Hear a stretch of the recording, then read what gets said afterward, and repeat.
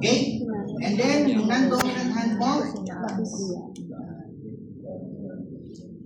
ganyan po siya.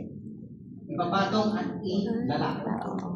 Kapag ka po nagsi-CPR, para hindi po masyadong mapagod dahil nakakapagod po ito.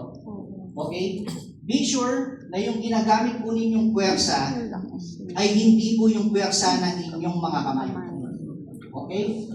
Yung gagamitin po natin puwersa dito, yung balikat po natin at yung upper body weight po natin. Okay?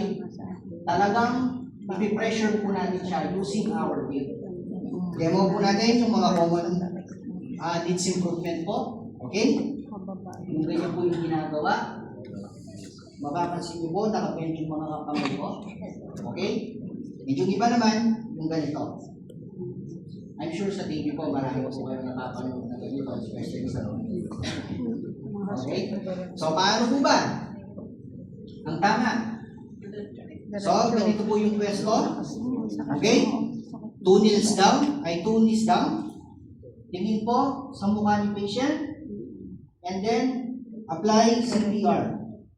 1, 2, 3, 4, 5, 6, 7, 8, 9, 10, 11, 12, 13, 14, 15, 16, 17, 18, 19, 20, 21, 22, 23, 24, 25, 26, 27, 28, 29, 30.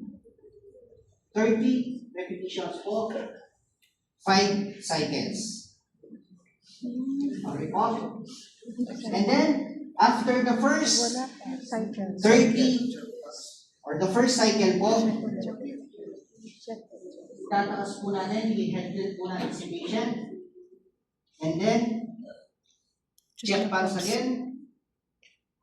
Okay? And then po, i-check po natin yung breathing. 1001, 1002, 1003, 1004, 1005, 1006, 1007, 1008, 1009, 1010. If wala pa rin po, Second cycle. For the second cycle. Wow. Okay? Second cycle po. 1, 2, 3, 4, 5, 6,